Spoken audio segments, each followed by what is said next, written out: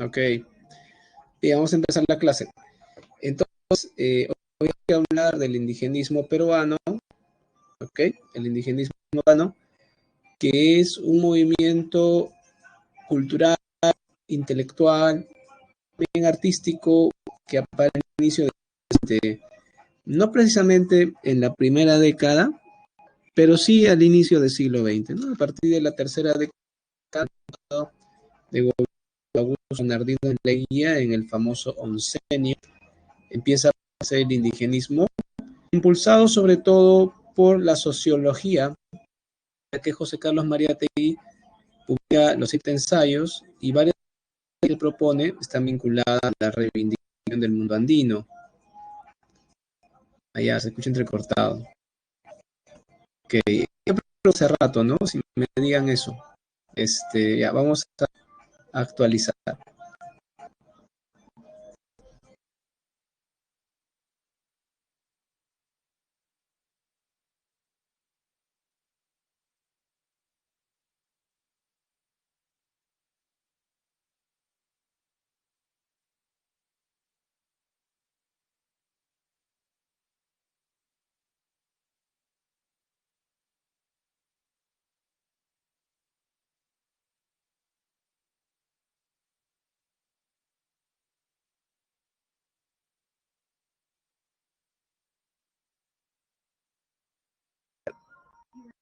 Bien, probando va a estar mejor, ¿no? Me comentan. Ok, uh, estoy hablando directamente al mic, ya hemos actualizado, así que si eso no funciona, ya tendremos que reprogramar la clase. Espero que no sea así. Ok, decía que el indigenismo es cosas, movimiento cultural, artístico, un movimiento también intelectual, académico, y bueno, obviamente dentro de lo artístico también está. Este movimiento tiene antecedentes del siglo XIX y se empieza a dar en el 20 ya. Así igual, qué mal. Bueno, no sé, yo podría volver a conectarme, pero eso interrumpiría la grabación. Pero creo que es un acceso porque no hay opción, ¿no? O sea, salir y apagar mi máquina y volver. Eso me demorará 1 minuto o 2. Creo que es la manera. No sé el tutor, a ver si puede orientar también. Porque la computadora, lo único que está abierto es esto, ¿no? Tal vez está fallando desde que entendí, ¿no? Tal vez no agarró bien la señal. ¿Sí? ¿No? ¿Qué tal? ¿Sigue mal, jóvenes? ¿Escuchan entrecortado?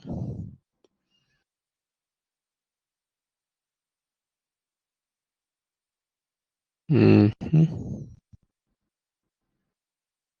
Ajá. Que solamente me contesta. Ojalá que esto también esté igual. Ya.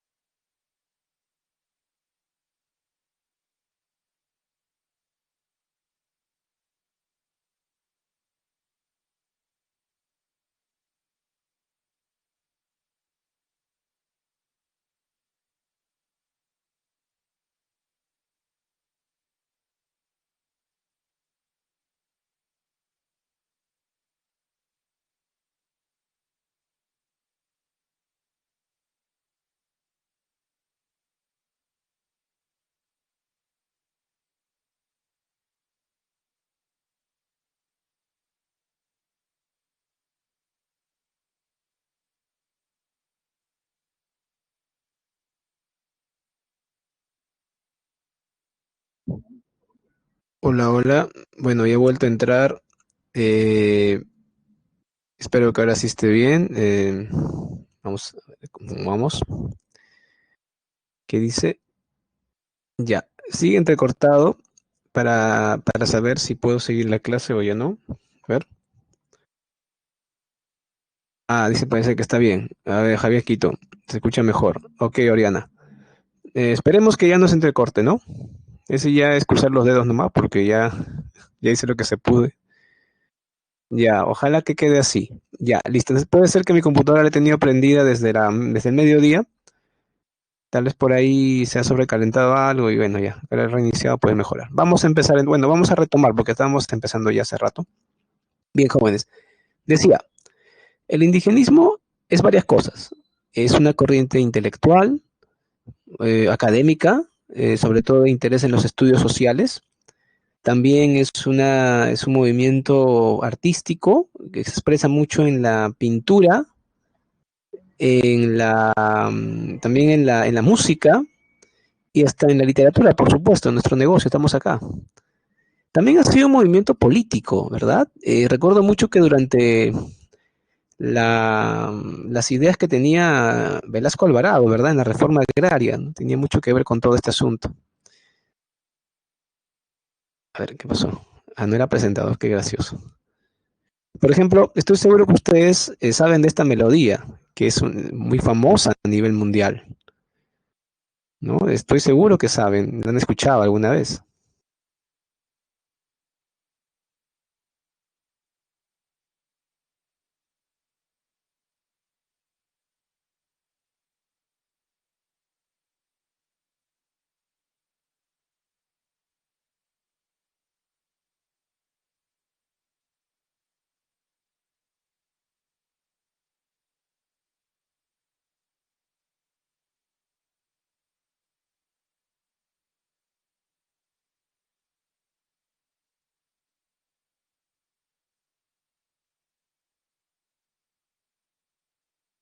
Entonces, esta melodía es universal. Este señor que está tocando ahí este video en el video es Sanfir, que es un músico de la flauta pan, lo que llamamos zampoña o algo parecido acá en Perú, y él ha universalizado esta melodía. Y bueno, se ha tocado muchas versiones, todo, esto es de un compositor peruano, si no me equivoco es de Cerro de Pasco, Alomía Robles, o de, no, de Huánuco creo que es.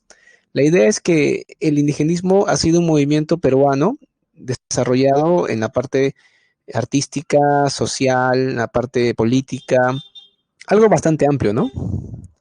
Claro, el Cóndor Paz es muy famoso y tiene que ver también con una especie de reivindicación a nivel político. Me acuerdo mucho el discurso pues que daba Velasco Alvarado en la reforma agraria, ¿no? Algo que tiene su correlato también en la música. No sé si ustedes recuerdan esta otra canción también muy famosa de nuestra música peruana.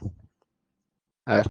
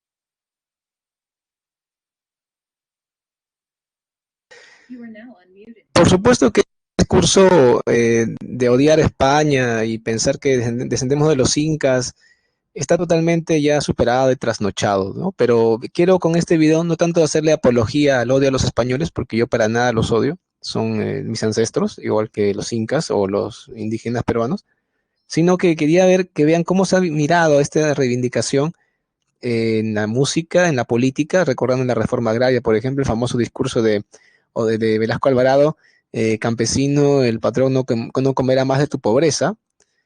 Por lo tanto, todo esto tiene que ver con lo que estudiamos hoy día, sino que nosotros nos vamos a enfocar en literatura, nada más.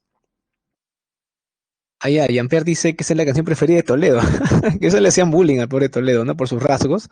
En realidad es una canción de todos, porque es una realidad que ha vivido en el Perú desde la colonia y que hasta ahora no estamos libres, ya tal vez no estamos todos ya en la chacra como antes, pero igual seguimos de alguna u otra manera sometidos a un poder económico, ¿no? Y en parte político. Ah, qué bonito dato, Andrea, qué simpático. Hay un montón que ver aquí, ¿no? Si nos pusiéramos a revisar toda la música, todo lo político de este tema, se pasa la hora y nunca hablamos de nada de qué es literatura. Así que vamos avanzando, ¿ya? Bien, entonces espero que se hayan dado cuenta que el indígena se le ha mirado de diferentes maneras, se ha criticado su situación de varias formas a lo largo de nuestra historia literaria. Y eso es lo que quiero ver con ustedes hoy día. ¿No? Solo una partecita, ¿no? Porque igual tenemos que hablar más de esto en otras clases, sobre todo con Ciro Alegría, que es un puntal importante en esta representación del indígena y su problemática. Hoy día vamos a escuchar, vamos a leer, vamos a estudiar, perdón, el indigenismo y su contexto. Surge pues durante el gobierno de Leguía, es el indigenismo propiamente dicho, ortodoxo, en el oncenio, ¿verdad? A partir de las publicaciones de Mariátegui, las siete ensayos y las características de este indigenismo. Luego revisaremos los antecedentes del siglo XIX, que son los realistas peruanos, Clorinda Mato y Manuel González Prada, y también hablaremos pues de José Carlos Mariátegui y su propuesta ya en el siglo XX. Entre los representantes ya de literatura, previamente dicha, están Enrique López Albújar, que es un iniciador con los cuentos andinos, ya Ciro Alegría y Arguedas, que son ya madurez, que son autores ya que representan una madurez en lo que es el indigenismo literario. ¿Listo? Ya, nos toca hablar aquí de las características, ¿cierto? A ver, aquí,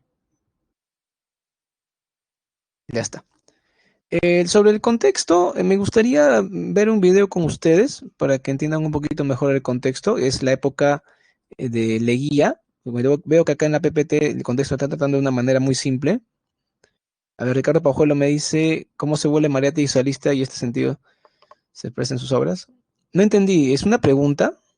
Mariátegui, bueno, lo que entiendo de tu pregunta es que me preguntas por qué Mariátegui se vuelve socialista.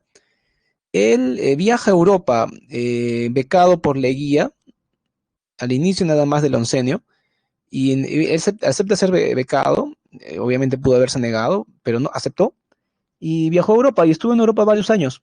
Y vuelve durante el gobierno de Leguía, porque el gobierno de Leguía fue muy largo, duró 11 años, y cuando vuelve ya pues está con el bichito socialista, eh, se desentiende de Leguía, publica Mauta, la revista, indica que no sigue la política de Leguía, que él es aparte, y funda el Partido Socialista del Perú, que era de un ánimo más político, ¿verdad? Pero ya a su muerte, que no fue mucho después porque Mariátegui muere joven, a su muerte sus seguidores cambian el nombre a Partido Comunista del Perú, ¿no? Y empieza una larga y bastante controversial en algunos puntos historia del Partido Comunista Peruano, que hasta el día de hoy existe. Muy escindido, por cierto, pero todavía persiste, ¿no? Ok, vamos a ver este video brevemente y solamente algunas partes, ¿ah? Porque si vemos todo se nos pasa 6 minutos y estamos con la hora ya. Vamos a revisar el de aquí.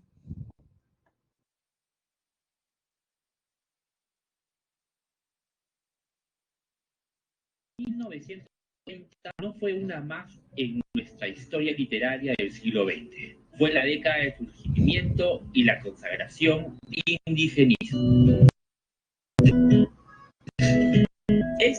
Bueno, en el caso del indigenismo, como dije, a partir de la publicación de Mariátegui, que fue hacia 1928, López Albújar con sus cuentos fue en 1923, más o menos, pero en 1930 eclosiona en pintura, en música, en todo. Así que esa década ya es una década totalmente indigenista. Pero en el siglo XX, los inicios en la década de 1920, ¿no? Ahí es los inicios.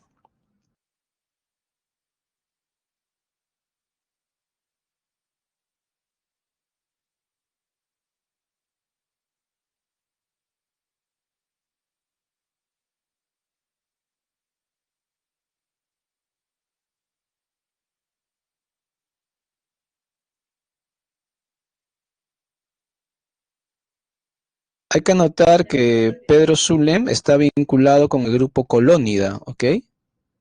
Estuvo vinculado Pedro Zulem con el grupo Colónida, que no nos sorprenda eso. ¿Qué pasó? Sí, en la Asociación Pro Indígena de 1909. Justo en esa época empezaba también la primera revista que es el antecedente de Colónida, que es la revista Cultura de 1909 también, donde también está Pedro Zulem.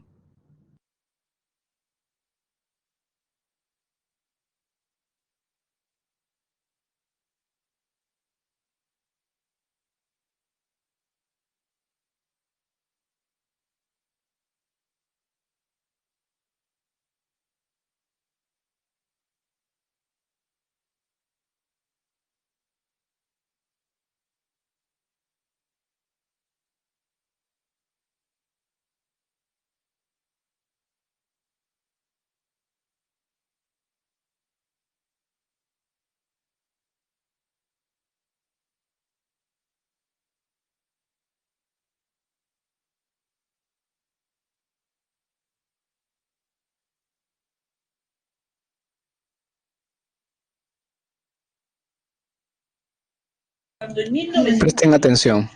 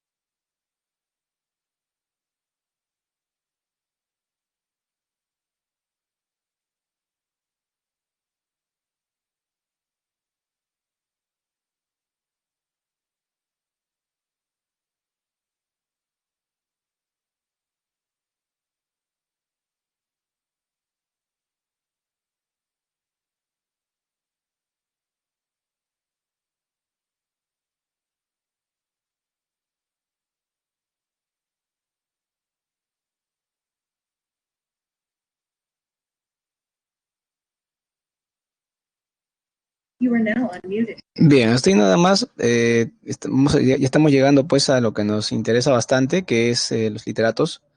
Vamos entonces ahora que ya tienen un poquito mejor el contexto cultural artístico. Ya les dije que fue durante el periodo de Leguía, que las ciencias sociales se activaron en el Perú con Mariátegui, y esto generó pues que haya un interés por las masas, ¿verdad? El APRA también aparece en ese tiempo con Allá de la Torre, y las masas eran pues las clases medias y las clases populares que normalmente vivían en la provincia, en las zonas andinas. Tenemos que el 80-90% de la población peruana de aquel entonces vivía en la sierra y eran campesinos. Por lo tanto, el desarrollo del indigenismo a nivel político se vincula mucho con esa realidad.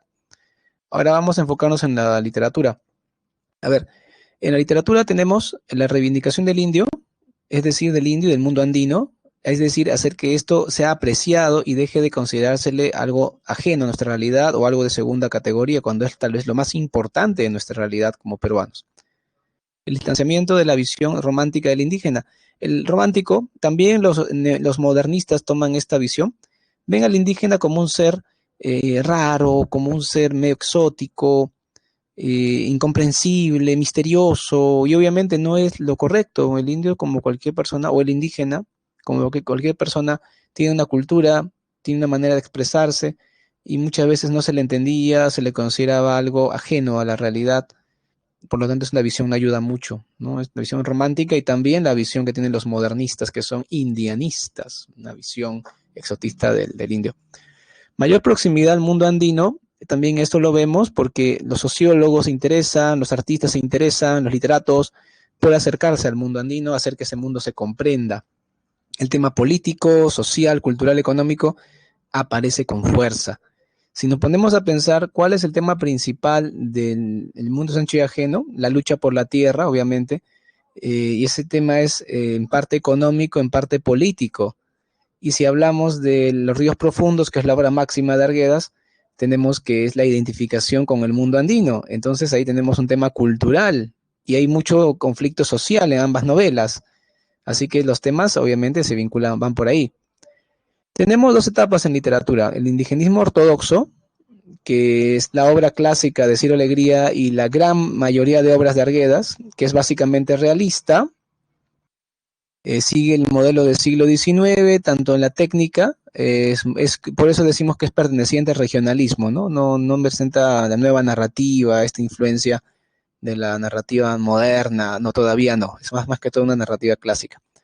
En cambio, el neoindigenismo que aparece en la década de los 70s, fines de los 60, 70s, a este neoindigenismo no llegó Alegría. Alegría se quedó en el indigenismo ortodoxo, sobre todo en sus novelas más famosas.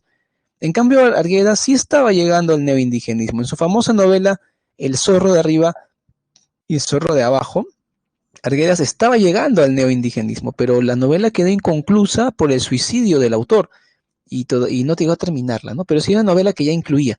Otros autores de neoindigenismo han sido ya Manuel Escorza, que escribió varias novelas ya con el neoindigenismo, y también este famoso puneño Arturo Peralta, que escribía con el seudónimo de Gamaliel Churata.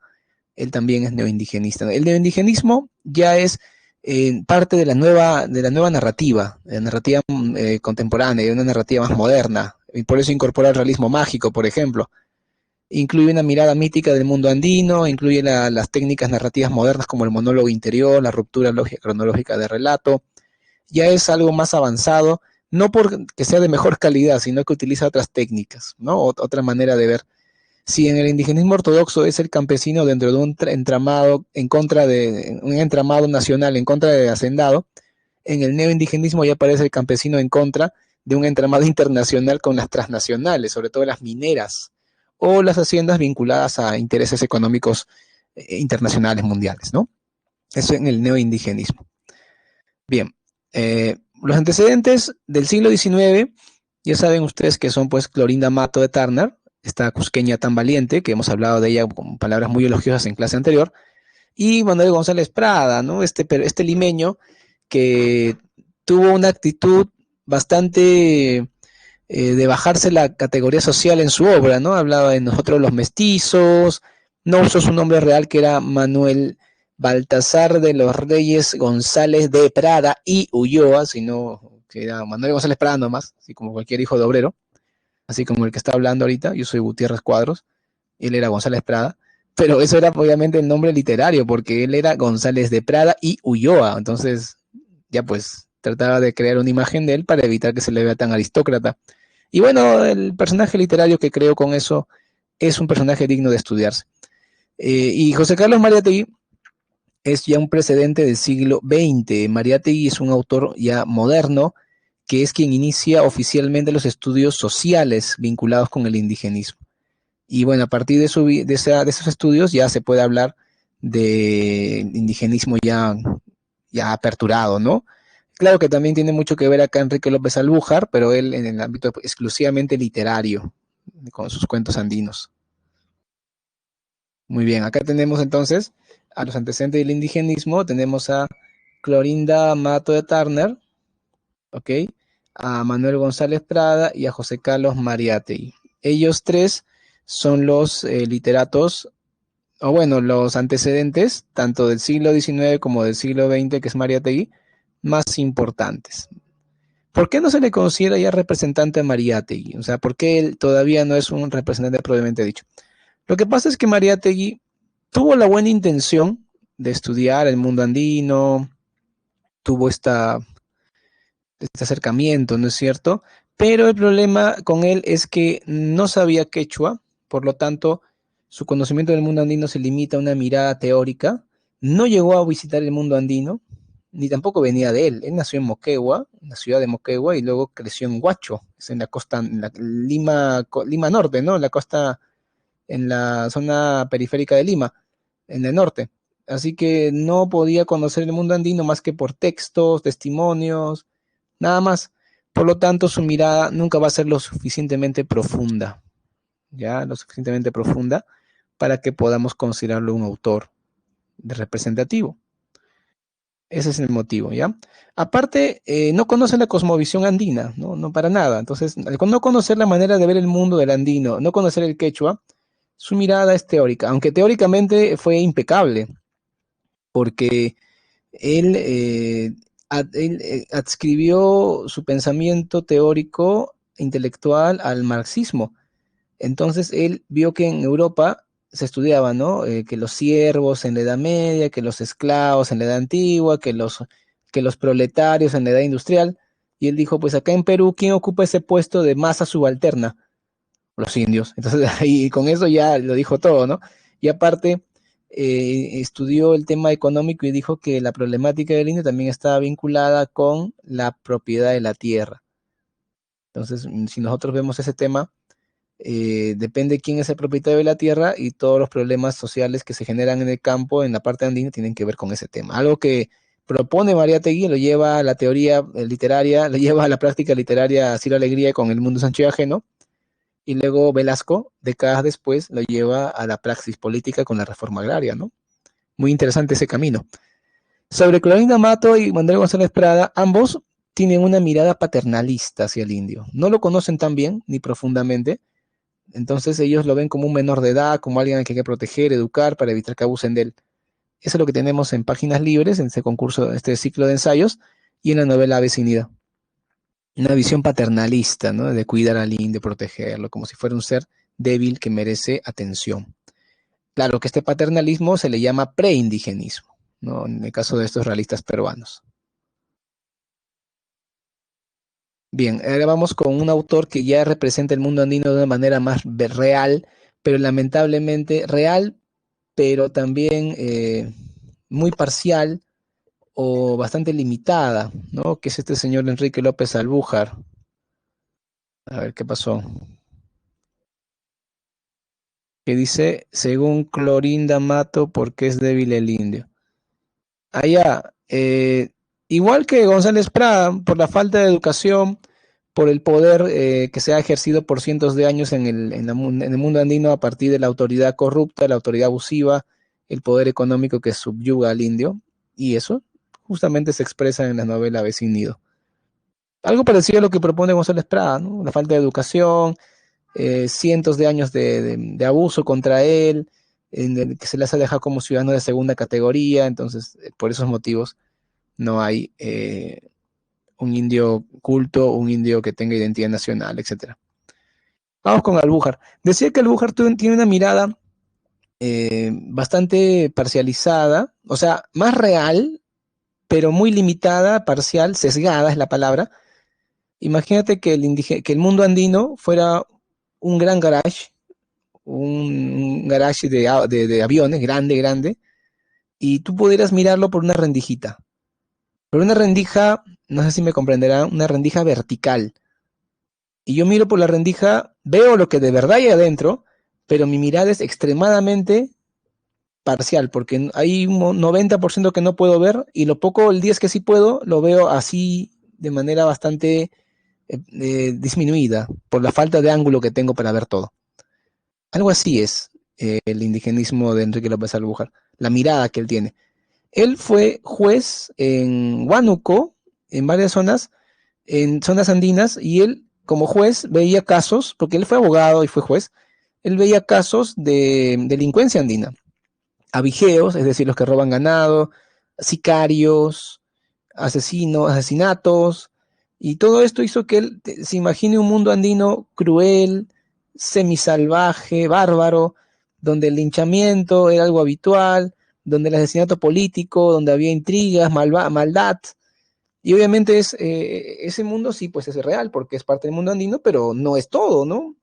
Es prácticamente como que viene un turista al Perú, tiene la idea de que va a comer mucho ceviche, va a estar en Cusco, en Cajamarca, en Puno, quiere ir a conocer, llega al aeropuerto Jorge Chávez, lo asalta el taxista en el que, uy, qué piña gringo, pide dinero prestado, va a su embajada, le mandan dinero a su familiar, está saliendo de cobrar y le vuelven a asaltar, le quitan toda la plata y está asustado, pide auxilio a su embajada, buena gente lo devuelve a su país y cuando llega allá habla peste del Perú, que en Perú todos son choros, que me robaron, que en Perú nunca vayan, que habla, ya. Pero el pobre gringo tuvo mala suerte, pues, ¿no? O sea, ¿qué tal si hubiera viajado donde él quería, hubiese disfrutado de la calidez peruana, especialmente en provincia, que la gente es tan amable, hubiese podido disfrutar la comida, los paisajes, hubiera vuelto a su país hablando maravillas, que Perú es el mejor país del mundo, que vayan todos, que hay. Entonces López Alújar fue como el turista que tuvo una mala experiencia, ¿no? Porque al ser un juez no pudo ver todo, solamente una parte de este amplio y complejo mundo andino. Los cuentos andinos, publicado en 1920, está bien, se considera iniciador del indigenismo literario. Representa al indio de carne y hueso, pero ya sabes, una mirada sesgada, una mirada parcial. Rompen la imagen romántica idealizada. Eso sí, ya no vemos este indio que vimos con los románticos o con los modernistas, que también continuaban esa mirada exótica. Con Enrique López Albújar ya hay un indio, ya hay un mundo andino, correcto, en el sentido de que ya es real, pero todavía no es algo completo, ni menos tanto reivindicatorio, ¿no? Esto ya lo vemos con Ciro Alegría. Ciro Alegría va a ser un autor muy importante en nuestro curso. Ya saben, ya han leído ya El Mundo Sancho y Ajeno. Ya no voy a preguntar ya si lo han terminado o no, porque ahorita estamos ya empezando y el que no la terminó ya pues está atrasando y es su responsabilidad. Ya no voy a preguntarles más, solamente les voy a preguntar de la ciudad de los perros, ¿no? Que es lo que deben estar leyendo todos ya. El Mundo Sancho y Ajeno ya debería ser una página cerrada y ya terminada. Ciro Alegría nació en la ceja de selva del norte del Perú, en Marcabal Grande, que era la hacienda de sus abuelos. Bueno, su abuelito Alegría y su abuelito, bueno, Bazán era el otro abuelo. Estos abuelos eran primos, sí, eran primos. La mamá de Ciro Alegría se llamaba, bueno, no me acuerdo su nombre, pero se apellidaba Bazán Lynch, y el papá de Ciro Alegría era el señor Alegría Lynch. Eran familiares, los papás, primos, las abuelas eran hermanas, ¿ok? Sí, pues el Lynch era un apellido un irlandés, ¿ya? Así que Ciro Alegría tenía sangre irlandesa, y era un hombre de rasgos, como pueden ver en la foto, de rasgos más caucásicos, aunque él siempre decía, yo tenía mi abuela indígena, yo tenía mi abuelita indígena, bien trigueñita, y así, y por esa abuelita indígena sacaba pecho, ¿no? Algo que normalmente la gente al revés, ¿no? Cuando tiene familia de rasgos andinos, indígenas, se avergüenza, ¿no? Pero él no, él decía, no, mi abuelita, que porque le criticaban a veces, ¿no? Tú eres un hombre de rasgos blancos, ¿por qué hablas de los indios, no? Y él, no, yo tengo mi abuelita indígena. Aparte que él nació allá, ¿no? En el mundo andino, porque la ceja de selva donde él nació estaba muy influenciada por el mundo andino, así que él desde de niño tuvo ese contacto con los peones de la hacienda, le encantaba ir cuando talaban, cuando hacían campamento en la ceja de selva, y ahí conoció la cosmovisión andina. Luego ya de joven fue universitario en Trujillo y luego fue periodista, pero lamentablemente fue desterrado durante la persecución a los apristas, porque él era aprista. Pero bueno, vamos a hablar más de él después, ¿no? Porque vamos a tener clases sobre el mundo Sancho y Ajeno, vamos a hablar de Ciro Alegría. Ahora me interesa ver sus características. ¿Cómo es la narrativa de Ciro Alegría? Él es considerado el más importante exponente del indigenismo ortodoxo, no del neoindigenismo, sino del tradicional. como vimos hace un rato en el video, él tiene 3 obras cumbre que son, la primera es La Serpiente de Oro, que es una novela extraordinaria. Yo les recomiendo mucho leerla. En mi opinión, en esa novela todavía él está en el regionalismo hispanoamericano, pero luego ya con Los Perros Hambrientos y sobre todo con El Mundo es Ancho y Ajeno ya entra al indigenismo previamente dicho. Propone la identificación del ser humano con el paisaje. Esto se ve bastante en su primera novela, que es obviamente, como te digo, de regionalismo, que es La Serpiente de Oro. Plantea la lucha en favor del indio y la revaloración intelectual de este. Aquí sí entra de todas formas El Mundo es Ancho y Ajeno. Esa idea sí está ahí. Incluye la psicología del habitante del mundo andino. Eso ustedes lo han visto en la novela que han leído El Mundo es Ancho y Ajeno. También en las novelas La Serpiente de Oro también se ve bastante eso, la parte de introspección al mundo interior del personaje, pero claro, un personaje andino. Y desarrolla un indigenismo documental y denunciatorio. Documental porque se basa en noticias verdaderas, en información real, y denunciatorio porque justamente es eso, ¿no? Una calidad de denuncia que genera una reacción. Por ejemplo, donde se publica El Mundo de Ancho y Ajeno, esta novela ganó muchos premios a nivel internacional y en una de sus condecoraciones fue en Estados Unidos y fue traducida a 8 lenguas y obviamente el mundo entero leyó la obra y dijeron que pasa en Perú, porque a pesar de que es literatura, sabían que se basaba en algo real. Así que empezaron los reclamos a nivel internacional y en Perú hubo mayor interés en proteger a las comunidades andinas o campesinas, que es lo que vemos como le quitan la tierra, ¿no? En la novela. Y esto con el tiempo evoluciona hasta la reforma agraria de Velasco. Yo siempre digo, claro, algunos se ríen con lo que afirmo, pero para mí es muy claro que Mariátegui, o González Prada, ¿no? Entre González Prada y Mariátegui, pero sobre todo Mariátegui, coge un poco de nieve en la cumbre de la montaña y hace una bolita de nieve y la tira por la pendiente. Y esta va dando vueltas, se hace más grande. En la novela El Mundo es Ancho y Ajeno, Así la Alegría le da mayor consistencia y mayor amplitud a esta bolita de nieve. Y cuando llega al fondo y revienta con el fondo de la montaña, al pie de la montaña, es la reforma de Velasco, que fue un terremoto en la historia del Perú. No sé si ustedes saben sobre esta reforma y tiene que ver mucho con el tema que estamos viendo hoy día.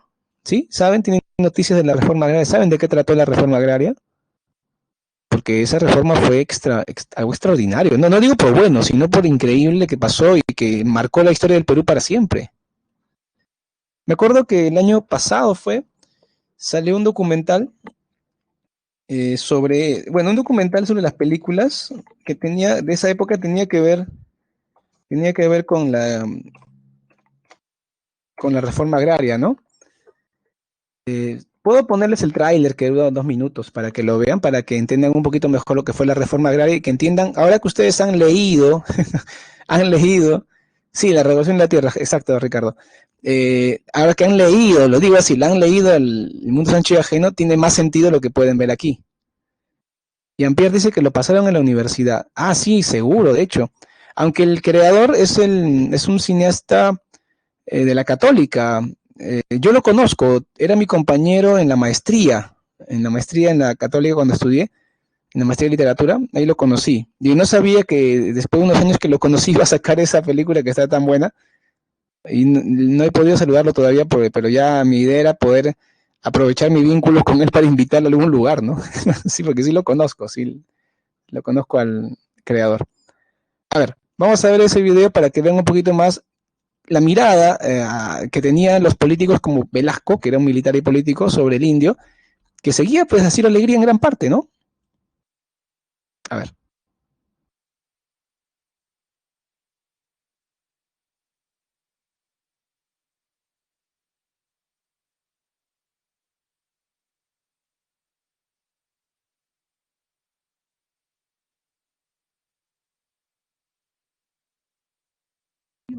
Bueno, ese señor es Graña, que perdió la hacienda Wando, porque esa era su propiedad, pero a cambio ahora es uno de los dueños del consorcio de construcción más importante del país, ¿no? O sea que rico no dejó de ser. Presten atención al resto.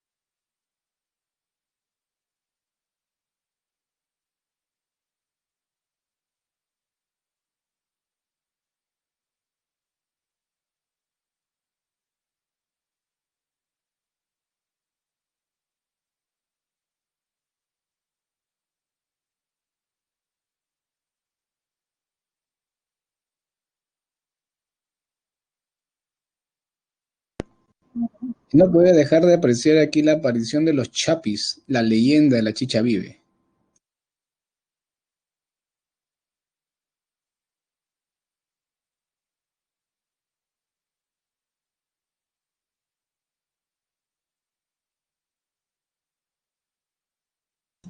Bueno, esa afirmación, vale la pena interrumpir el video, es polémica, se ha dicho, pero obviamente corresponde al profesor de historia del curso que les dé una opinión más pormenorizada. ¿Okay? Para mí tiene sentido, pero no lo vería tan obvio en realidad. ¿Cómo que qué? A ver, voy a poner otra vez para el que estaba distraído.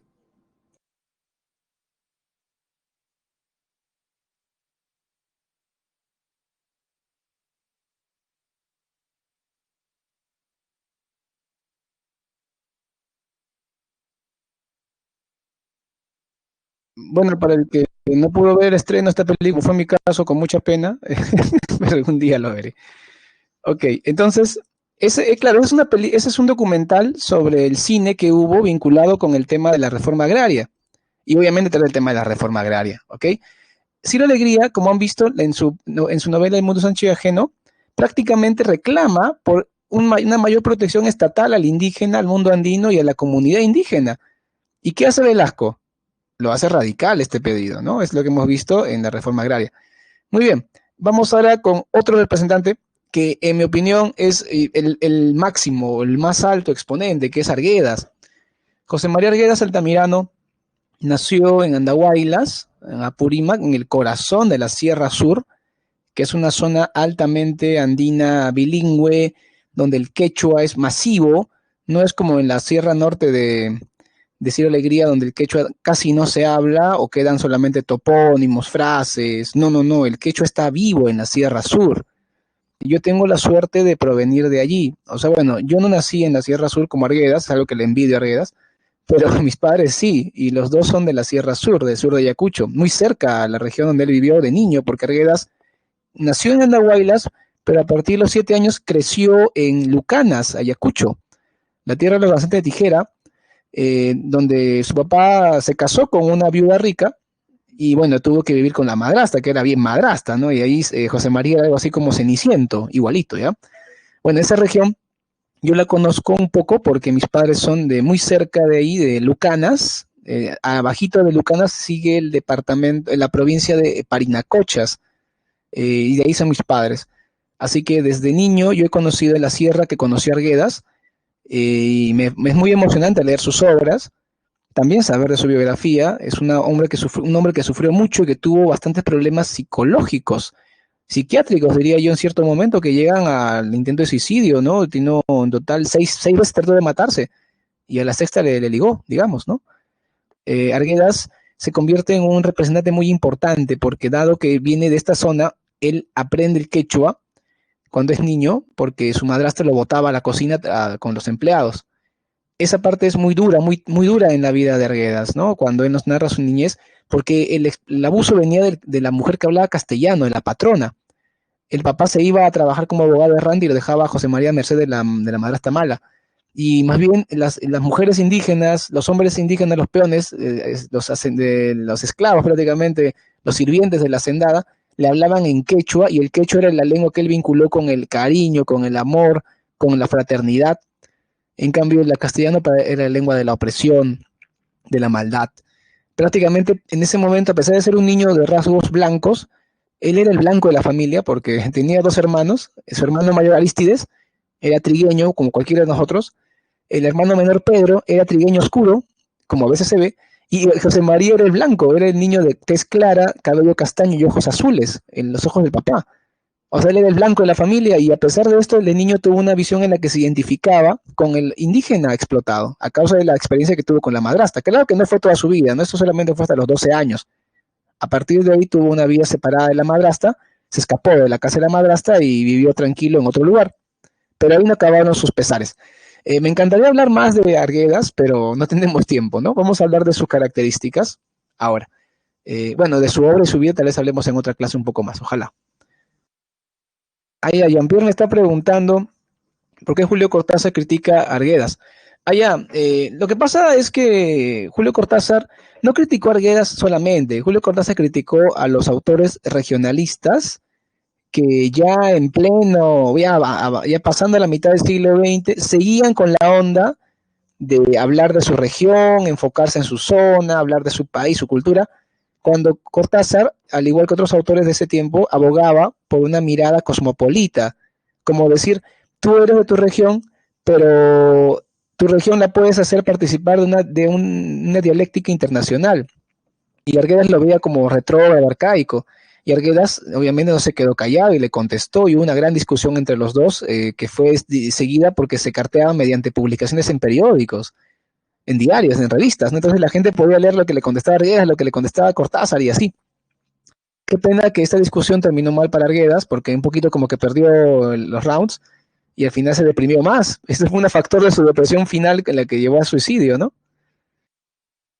Bueno, Jean-Pierre, en Zorro de Arriba, Zorro de Abajo, Arguedas ya expone sus problemas psíquicos graves, menciona que está yendo al psicoanalista, con una psicoanalista chilena, y que está bastante triste, está un poco confundido con su obra, pero más que en la tendencia suicida, también menciona cómo está creando la novela. Es muy interesante, ¿no? Dice, ¿tendrá sentido lo que escribo?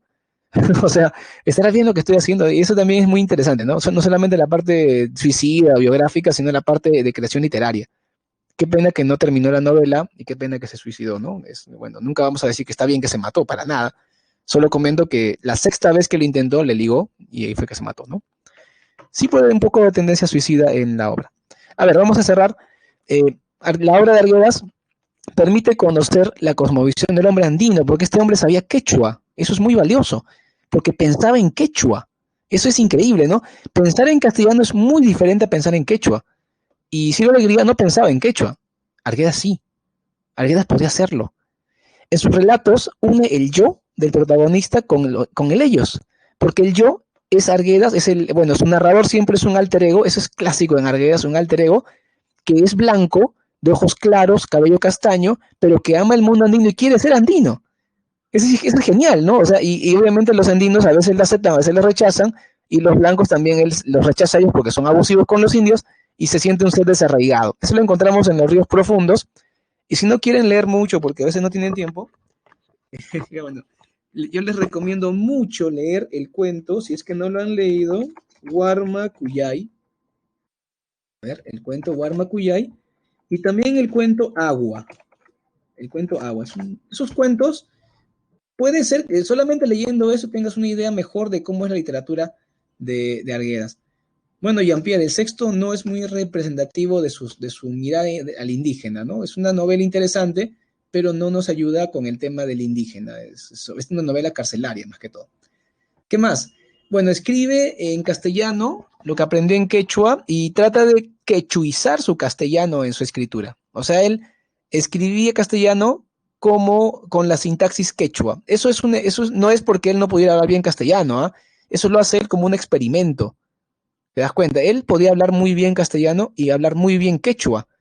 Me recuerda la situación de mi mamá. Mi mamá también es una mujer admirable que habla su castellano muy, muy bien pronunciado y su quechua también muy bien pronunciado, ¿no? Eso me admira de mi madre. Yo no heredé sus capacidades porque ella parece que tenía capacidad para el idioma, yo no lo tengo. Y Arguedas era también así. Arguedas también tenía esa capacidad bilingüe y es un experimento en sus novelas, ¿no? Quechuiza el castellano. Eso es muy interesante también. Finalmente, propone una mirada mítica o mágica del universo andino, porque él trata de que esa mirada panteísta, esa mirada andina, sea comprendida sea parte del imaginario nacional.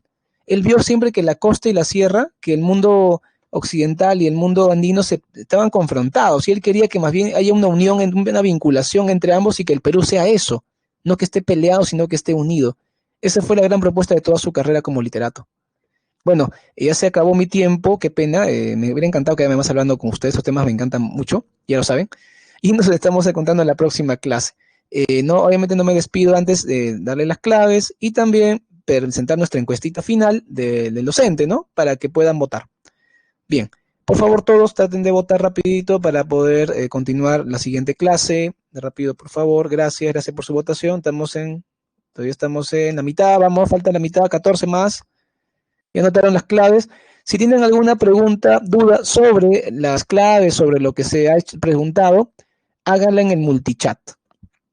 ¿Ok? Háganla en el multichat. Ahí les pueden complementar.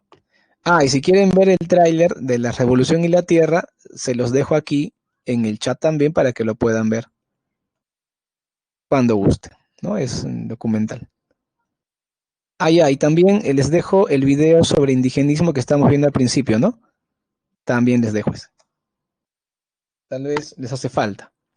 Bien, jóvenes, yo procedo a retirarme, ya casi han votado todos, procedo a retirarme. Hasta luego, jóvenes.